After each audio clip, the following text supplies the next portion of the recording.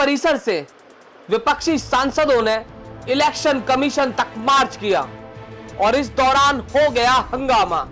तो साथियों, आज की जो ताजा खबर मैं आपको ये बताने जा रहा हूं, जब विपक्ष के जितने भी सांसद थे, चाहे वो राहुल गांधी हो गए हो, चाहे वो अखिलेश यादव हो, चाहे वो खड़गे जी हो, चाहे वो प्रियंका गांधी वाड्रा हो, और मैं अगर आपको ये संख्या बताऊं तो ये संख्या लगभग 300 सांसदों की बताई जा रही है। और यह भी बताया जा रहा है कि जब ये 300 सांसद इलेक्शन कमीशन तक मार्च करने जा रहे थे, तब इन्हें वहां पर डिटेन कर लिया गया है और इन्हें वहां पर पकड़ लिया गया था। वो एक्चुअली बात नहीं कर सकते, रियलिटी ये है, क्योंकि सच्चाई देश के सामने है। और ये जो लड़ाई है ये राजनीतिक नहीं है, ये कॉन्स्टिट्यूशन की लड़ाई है, कॉन्स्टिट्यूशन को बचाने की लड़ाई है, वन मैन वन वोट की लड़ाई है। इसीलिए हमें साफ प्योर वोटर लिस्ट चाहिए। तो साथियों, ये सारा मामला क्यों शुरू हुआ, इसके पीछे क्या वजह है, मैं सारी चीजें आपको एक एक पॉइंट्स करके हाईलाइट करके सारी चीजें बताऊंगा। इस वीडियो में जुड़े रहना, एक एक चीज आपको बताई जाएगी। तो मामला क्या है, 11 अगस्त को जो है पूरे विपक्ष ने वोट चोरी या फिर वोटर चोरी के खिलाफ एकजुट होकर मार्च निकाला। ठीक है, जो 11 अगस्त जो आज की बात है, ये आज ही की बातें हैं सारी की सारी। तो इसमें क्या हुआ, ये जो पूरा अभियान जो है ये कांग्रेस चला रही है और चुनाव आयोग जो है, इलेक्शन कमीशन जो है, उसके खिलाफ चलाया जा रहा है। तो इसमें क्या है, 7 अगस्त को राहुल गांधी ने 1 घंटे की प्रेस कॉन्फ्रेंस में चुनाव आयोग पर काफी गंभीर आरोप लगाए थे।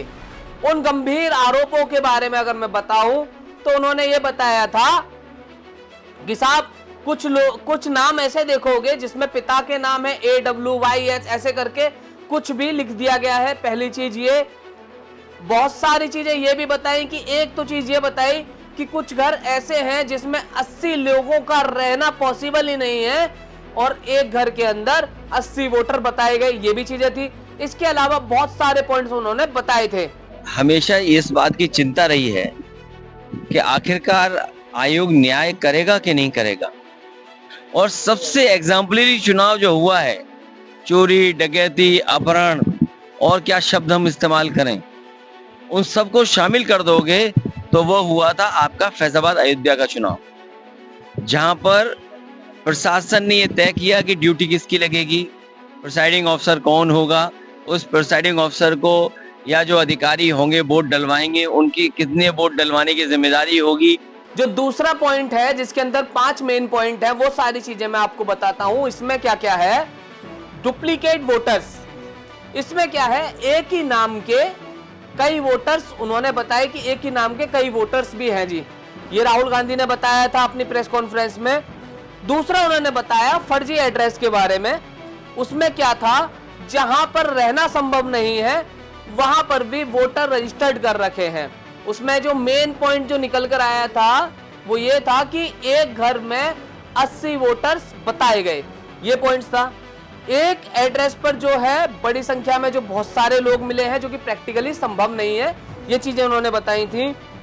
एक उन्होंने बताया इनवैलिड फोटो, गलत या गैर मान्य तस्वीरें, मतलब फोटो जिसका होना चाहिए वैसा फोटो नहीं था, कुछ और फोटो था किसी वोटर का, तो ये चीजें भी उन्होंने बताई। इसके अलावा उन्होंने बताया फॉर्म नंबर 6 उसका दुरुपयोग किया गया है, ये उनका कहना था।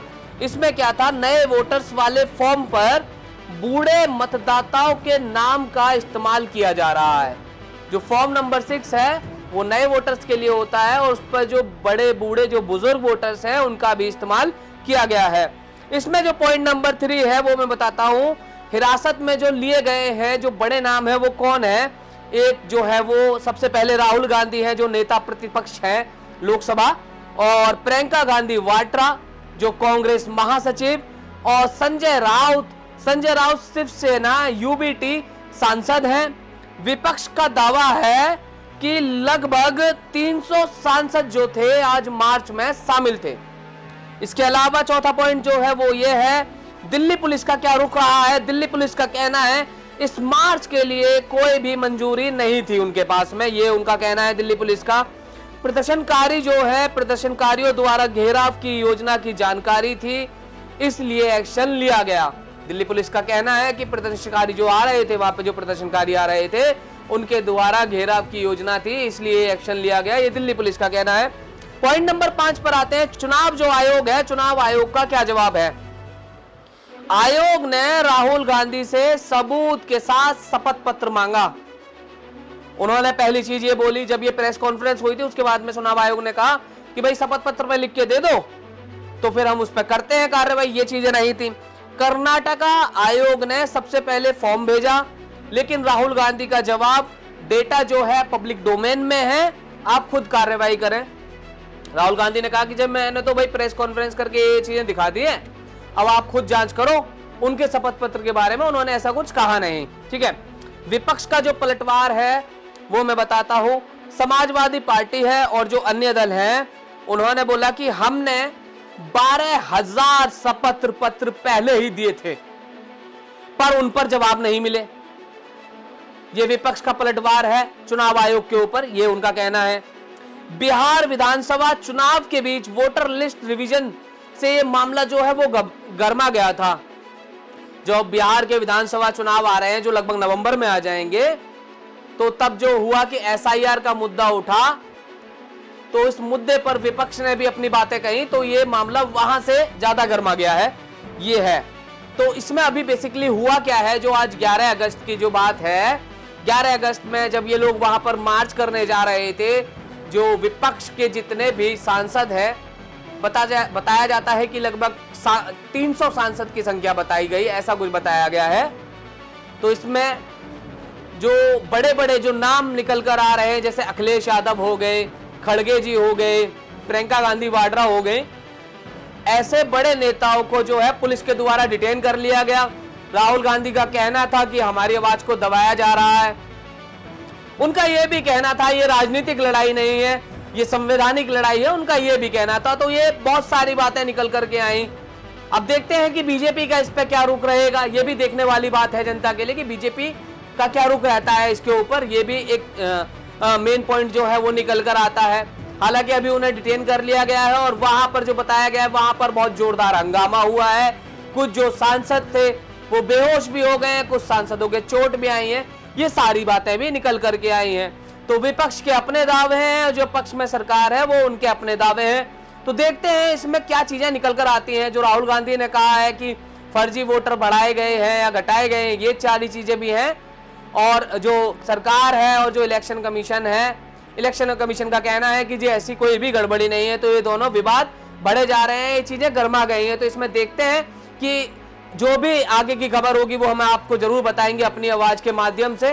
तो ये जो सारी चीजें थी ये मैंने आपको बताने की कोशिश करी कि इसमें असल में ये मामला था तो क्या था क्या।